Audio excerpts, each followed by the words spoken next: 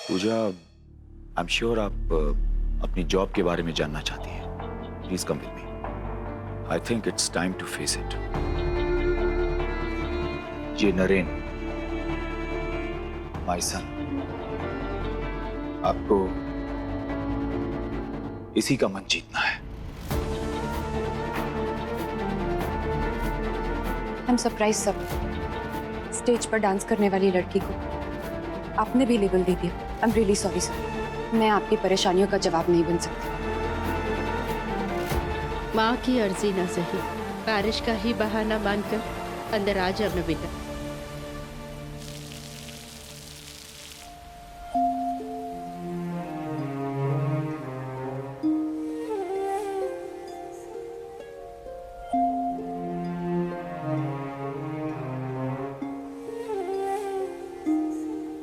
जानती थी जो बात तुमसे कहने वाली हूं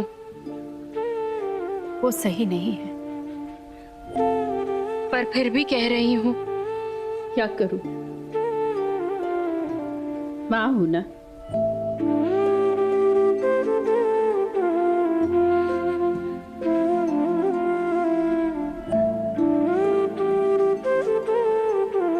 बच्चे जब 4 दिन के लिए घर के बाहर जाए तो शाम होते होते माँ का जी उठ जाता है।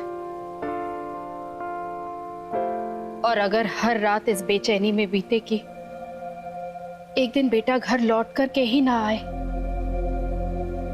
तो कोई माँ बाप खुद पर बस कैसे रखे।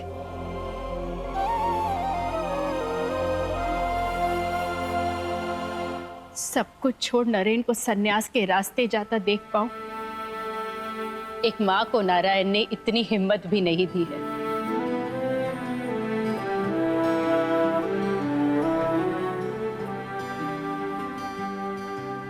चोला कहाँ से ये तूने रंगवाया रे, चोला कहाँ से ये तूने रंगवाया रे।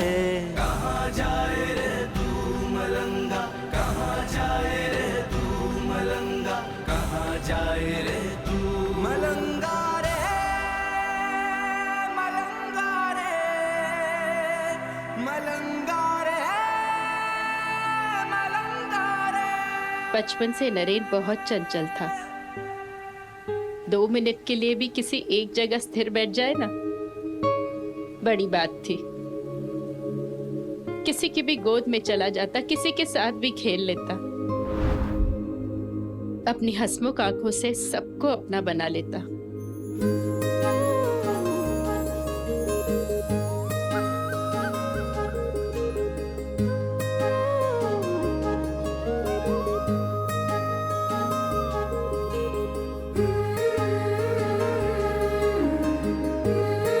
नरेन 1.25 साल का था जब गुरुजी उसे आशीर्वाद देने घर आए थे।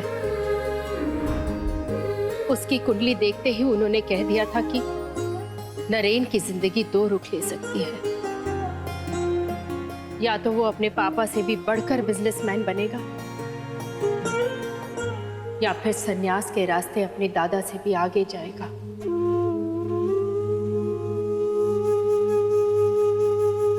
इस बात से नरेन के पापा घबरा गए। इन्होंने अपने बाबूजी को सन्यास के मुश्किल रास्ते जाते हुए देखा था, इसलिए मुझसे साफ साफ कह दिया कि नरेन को हर रामायण, हर भागवत से दूर रखा जाए।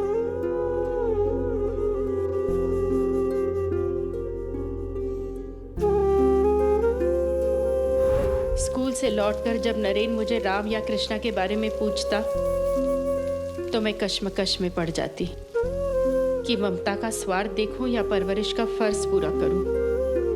एक पिता का डर मैं समझ रही थी, पर परवरिश और अच्छाई एक दूसरे के ही तो पहलू है ना। इसलिए मैंने एक माँ की तरह उसकी परवरिश की। प्रहलाद की भक्ति भी सुनाई और रावण के गुरूर के बारे में भी बताया। हर वो शिक्षा दी जो हर बचपन का अधिकार था।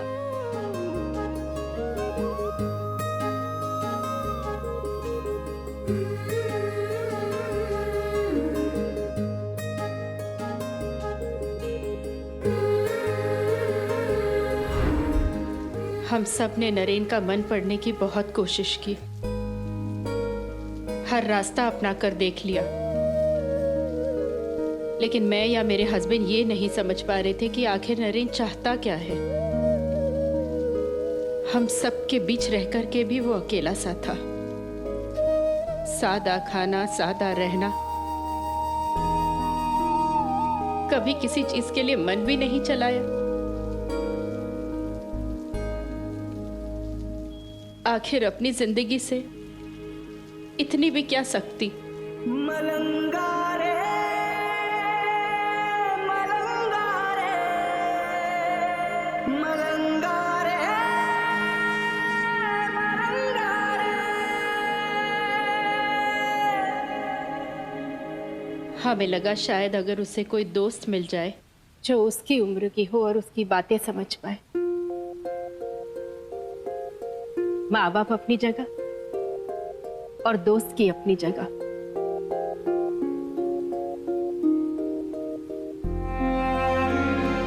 बस इसी लालच में हमने तुमसे ये सारी बातें की। हमें अपने बेटे के लिए एक दोस्त चाहिए। अगर नरेन मेरा बेटा है तो तुम भी मेरी अपनी हो, और शायद तुम्हारे जरिए मैं अपनी भूल को एक मौका दे पाऊं।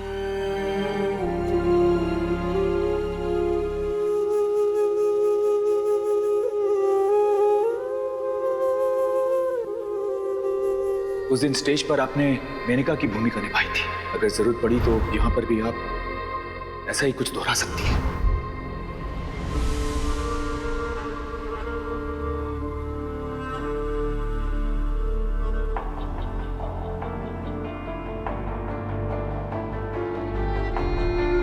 मैम, बारिश रुक गई, मुझे जाना होगा।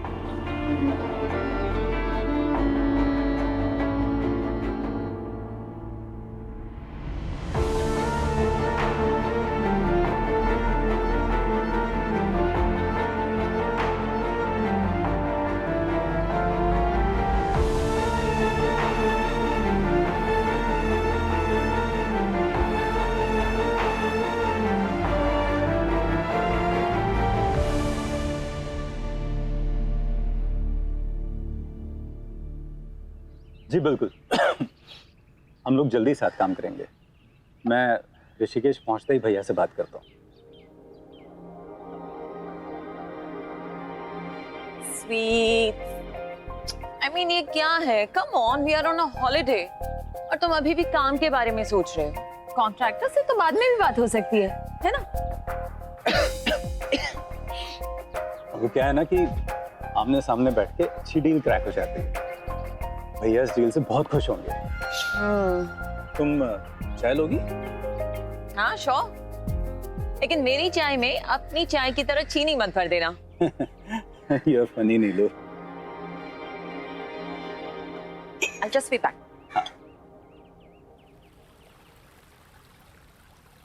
गाड़ी तुम्हें घर तक छोड़ आएगी। मैम, मैं मैनेज कर लूंगी, थैंक यू।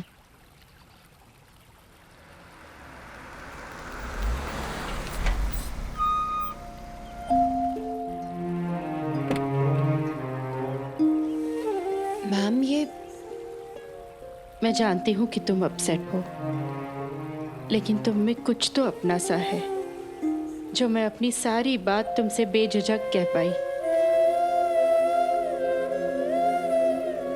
थैंक यू बेटा, एक माँ को सुनने के लिए।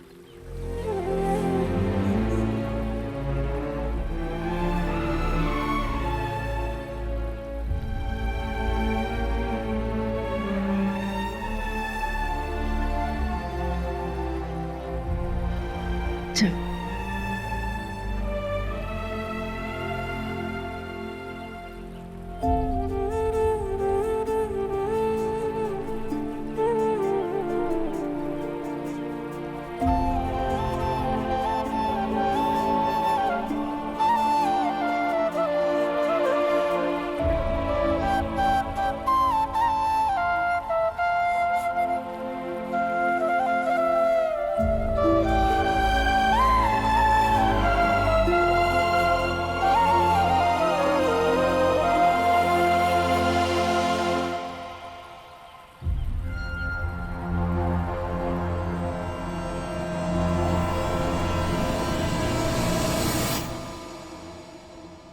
कोई न्यूज? या तुम्हें भी जीजा जी ने छुट्टी देकर रफा दफा कर दिया? मैडम, जैसा आपने बोला था मैं बिल्कुल वैसे ही घर पर नजर रखे हुए हूँ। बड़े साहब को तो भनक भी नहीं है। Good. So what's new? Madam ji, कोई लड़की बड़े साहब से मिलने घर पर आई थी। फिर उसके बाद बड़े साहब उस लड़की को नरेन बाबू के कमरे की तरफ ले गए। 1-1.5 घंटे के लिए वो लड़की घर पर ही थी। बस थोड़ी देर पहले ही निकली है। कुछ परेशान सी लग रही थी। लड़की पहले कभी देखा है उसे? नहीं मैडम, मैंने तो नहीं देखा। अच्छा ठीक है, आगे कुछ भी हो तो मुझे इमीडिएटली इन्फॉर्म करना। जी पक्का। राहुल, उस लड़की के बारे में कुछ जानते हो? लड़की?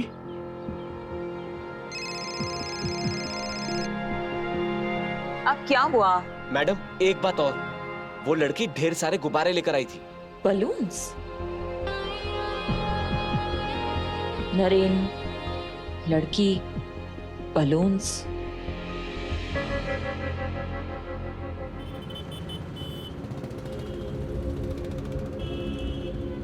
ये नरेन, माय सन, आपको इसी का मन जीतना है। मैं सिर्फ इतना कह रहा हूं कि आप 3 महीने के लिए आकर हमारे घर में रहें। जैसा कि मैंने कहा था, you will be paid very well. हमें अपने बेटे के लिए एक दोस्त चाहिए और शायद तुम्हारे जरिए मैं अपनी भूल को एक मौका दे पाऊं। अगर भाई से इतना प्यार है तो लौटाए अपने भाई के सर की छत, उतारे अपनी माँ का चढ़ाया कर्ज, और अगर मामा की सगी है तो करे अपनी माँ का भुगतान। मामा, मैं उपाय निकालने आई हूँ। कोई उपाय निकालने की जरूरत नहीं। मैंने ये घर ही बेचने का फैसला कर लिया।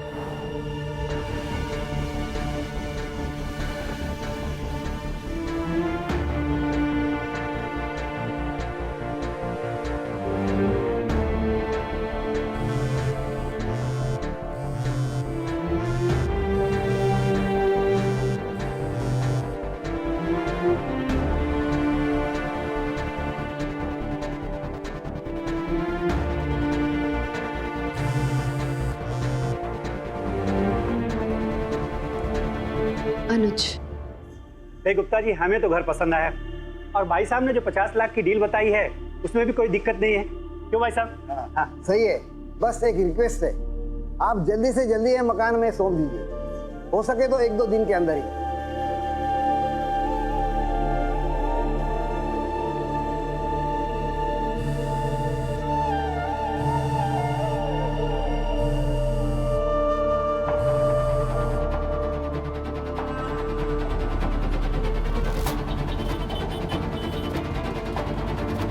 भैया प्लीज जल्दी चलाइए, मुझे घर जल्दी से जल्दी पहुंचना है।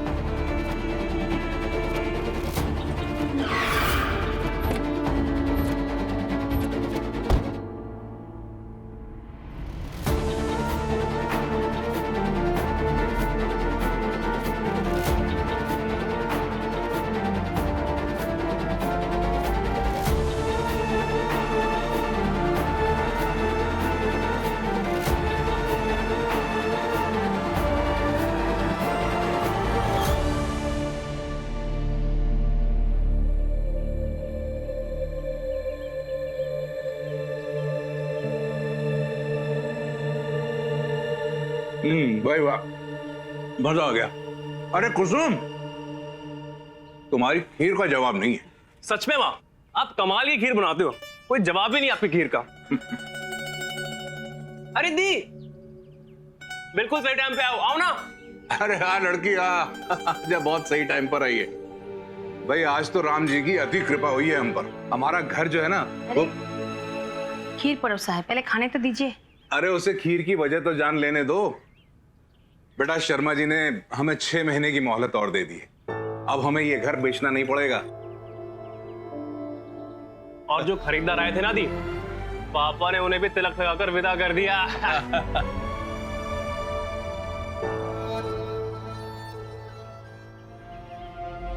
और अब सारा का सारा ध्यान पढ़ाई में लग जाना चाहिए। नौकरी की जिद नहीं चलेगी।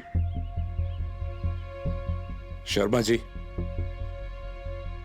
आपने फिर हम पर एक बार बहुत बड़ी कृपा कर दी है। अरे पता नहीं मैं आपका एहसान कैसे चुका पाऊंगा। सतीश बाबू, ये घर ही आपके कदम बाहर नहीं पड़ने दे रहा। अच्छा, इजाजत दीजिए, चलता हूं।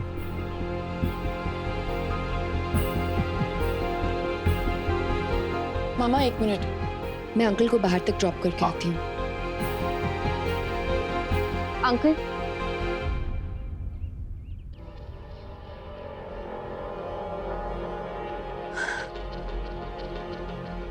क्या है ये सब?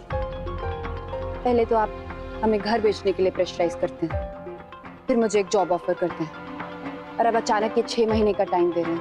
पूजा, मैंने दबाव जानबूझकर नहीं बनाया था, और सच में अभी थोड़ी देर पहले ही 10 लाख रुपए का इंतजाम हो गया। और क्या मैं पूछ सकती हूँ ये 10 लाख रुपए आपको किसने दिए? हाँ, ये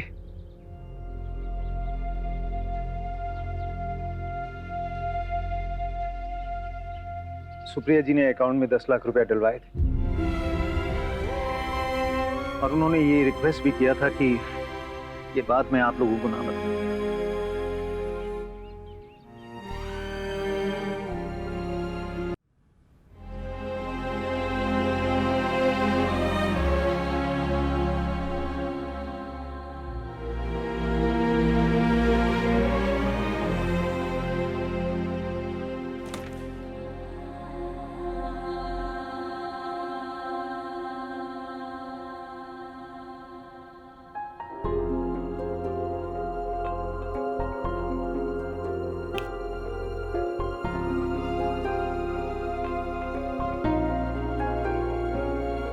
अंधेरे की आदत डाल लेनी चाहिए सुप्रिया। अंधेरे में कम से कम धुंध दिखाई तो नहीं देती।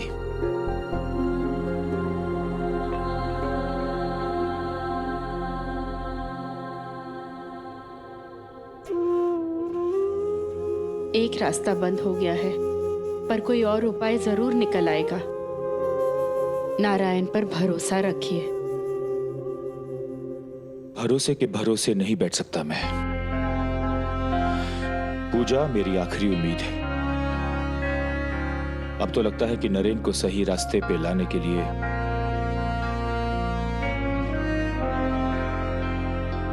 मुझे ही खुद को मजबूत बनाना पड़ेगा।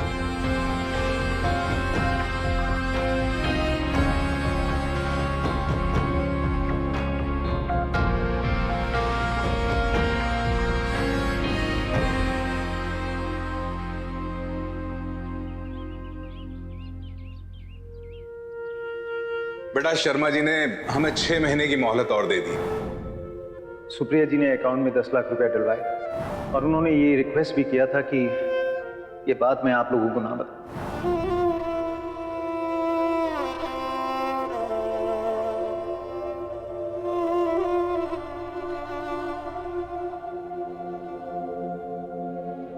हेलो मैम, पूजा।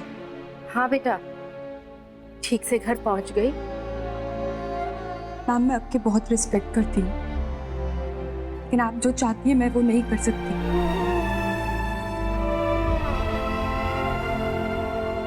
मेरी मजबूरी से झूठी उम्मीद मत लगाइए। मैं अभी के अभी शर्मा जी को कहकर आपके पैसे लौटा रही हूँ।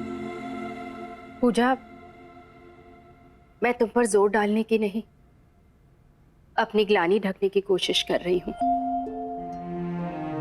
आज जो कुछ भी हुआ उसके बारे में तुम्हें सोचने की कोई जरूरत नहीं। ऐसे काम के लिए बुलाना ना तो किसी माँ को शोभा देता है, और ना ही किसी पिता की मजबूरी का बहाना बन सकता है।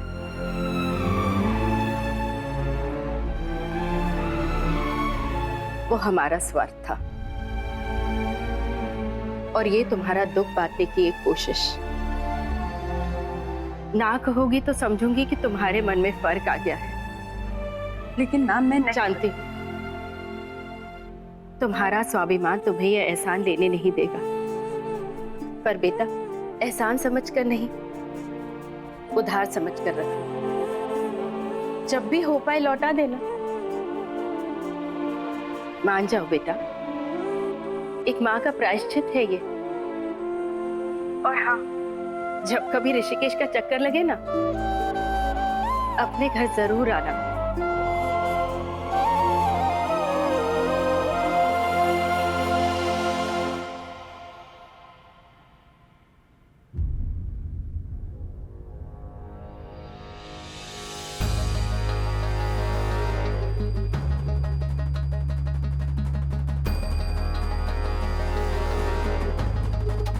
खुशी कहाँ है कौन जाने।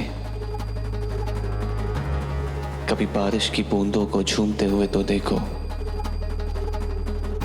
कभी पालने में सोते बच्चे को तो देखो, कोरे कागज पर रंगों को भर के तो देखो।